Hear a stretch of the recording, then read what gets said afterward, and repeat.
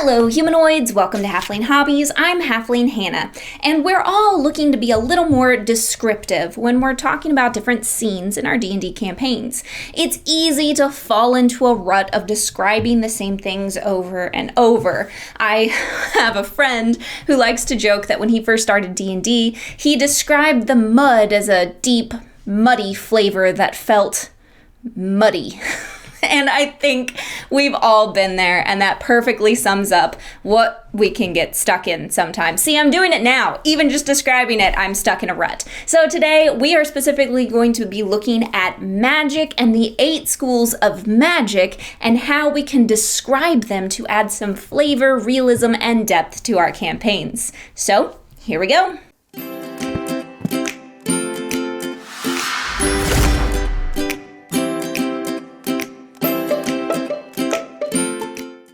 Alright, humanoids, before we get into talking about the schools of magic and how to describe them, I want to show off my t-shirt this week. Look at this. It says Liches Be Crazy, and it's got a lich on it. Isn't it great? Okay, this is one of my favorite Etsy stores that I have found so far, and I'll probably be showing off like 3 more t-shirts from him because this is his own original art, and these shirts are fantastic. This is like super soft, and I love it. So why I'm doing this is that during the holiday season, I like to make sure to promote some small businesses, and Etsy's a great way to do that. There's some really cool nerds on there that I highly suggest that you support if you're looking to give your DM players or just friends who play D&D some really cool stuff. My video Wednesday had a different shirt, and next week I'll have a few more, so be sure to check out the link to this Etsy shop in the description below. Alright, let's talk about magic descriptions. So there are 8 schools of magic, and I will not be getting into a full-blown deep dive analysis into those 8 schools. There's not enough time. However, there is a full-blown deep analysis of each and every school of magic on my website, and you can see every school of magic and exactly how DMs should be using them. If you just hit that link down below, save it for later, and you can look through those to your heart's content. Today, we are just going to be focusing on using the senses to describe magic spells, magical effects, and maybe even some magical items. Though in D&D, technically they don't have schools of magic, it can still be really fun. So when you describe things in D&D, oftentimes it's good to use the senses, because, that's how we bring in information, is we use our 5 senses. However, humans have more than just 5 senses that we like to talk about all the time. We also have a sense of time, a sense of direction, a sense of equilibrium, and even a spiritual attunement of whether things are right or wrong.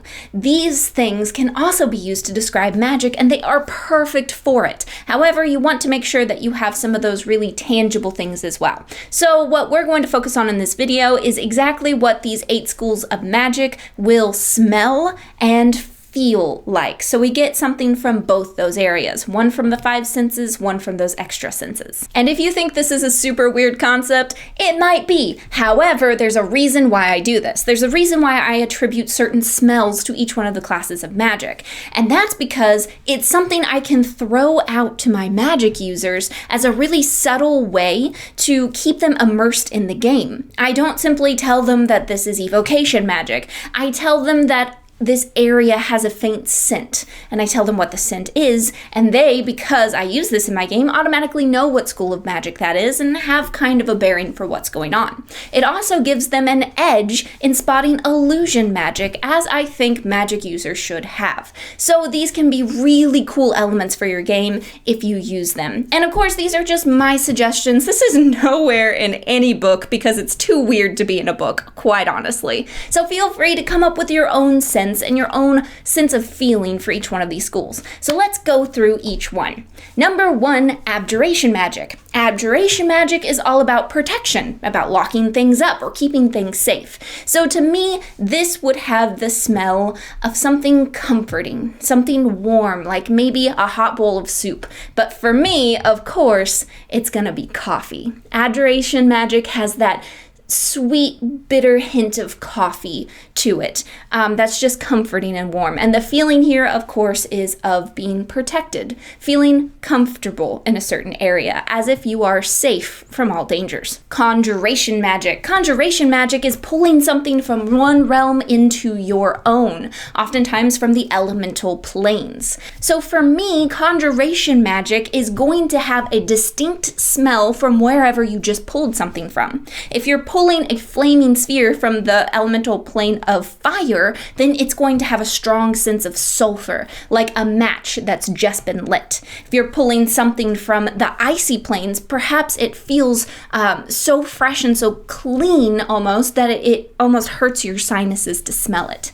These are the smells that are going to be around conjuration magic, and the feel is going to be as if something has been ripped or stretched, because conjuration magic is actually ripping the threads of the weave to pull something through from somewhere else. So it kind of has that feeling of being stretched to the point of ripping. Divination magic. Divination magic is all about knowing and understanding something you couldn't know or understand otherwise. So to me, this is definitely going to have the smell of incense, sweet and bitter.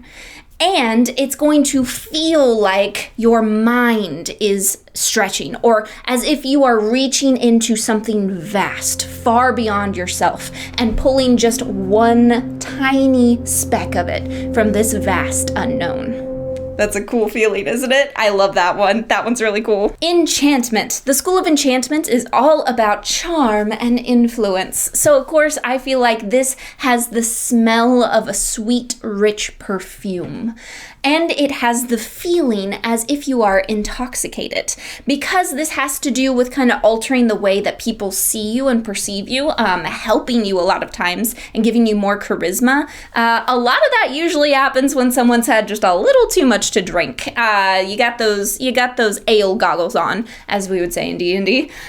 So that's kind of the feeling that goes along with this kind of magic, which would also make sense why once it wears off, the person gets quite angry because they have just, been intoxicated without their consent. Next up is the School of Evocation. Evocation is a huge school. It has 109 spells that fall into Evocation. It's like the catch-all class.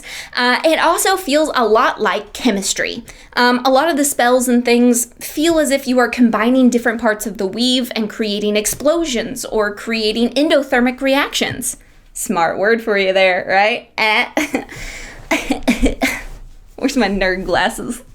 Jack, give me nerd glasses. I'm pretty proud of that one. So the smells here would be harsh and chemical, is how I would flavor that. And the feeling of this magic would be pulling different threads and combining them together in new and exciting ways. Perhaps when you're learning a new spell, you don't even know what reaction you're going to get. So it's kind of this unknown element of mixing things together and seeing what happens. Illusion magic. Illusion magic is just as it sounds. It creates something that you perceive that is not actually there. And this is hard to pinpoint what I feel like the smell of this magic would be, but for some reason I feel like it would be a bit musky, like going into a basement, because it's there, but there's this element of trickery to it, this element of fooling the mind, and for some reason a musky scent kind of just feels right there, like your grandma's basement, like that kind of scent. The feel for this magic would be just slightly unsettling, as if it feels like something's off or something's wrong and you don't know why. It's like coming into your office and finding everything's been moved just slightly to the left, but you don't realize it. It's that kind of just slightly unsettling feeling. Necromancy. Now, I should point out that necromancy magic doesn't have the classic healing magic that's all in Evocation, so you can't say that necromancy isn't evil in a lot of ways, and I feel like that caveat needs to be made. Most of the spells within necromancy and D&D are specifically evil. Yes, resurrection divine magic is also a part of necromancy magic, but you can still argue that it is unnatural for a mortal to have the ability to capture a soul and put it back into a body. So depending on your campaign, you can still flavor that as very unsettling. And like I said, I feel like that needs to be mentioned because the smell of this magic to me is bitter. Not rotting corpses, but just bitter. One of those scents that makes you kind of crinkle your nose, you know? Like, ugh, that's...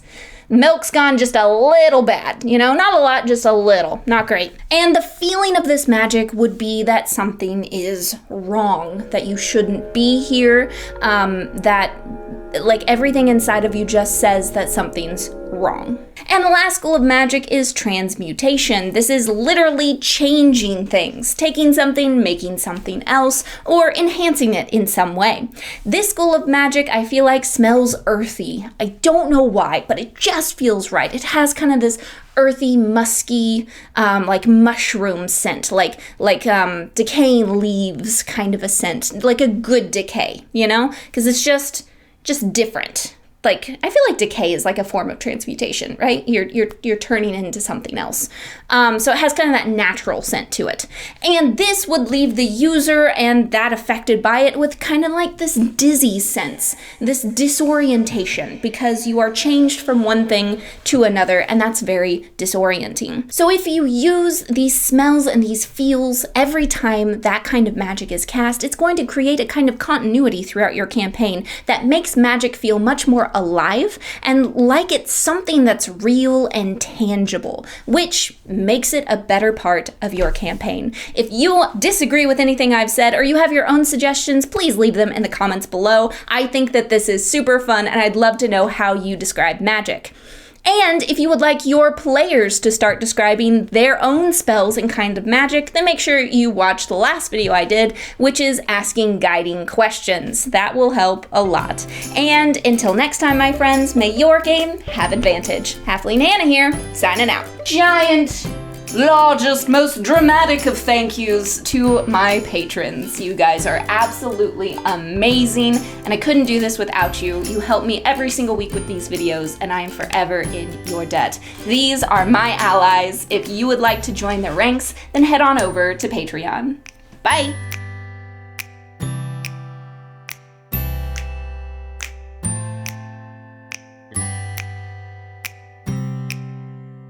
So, here we go.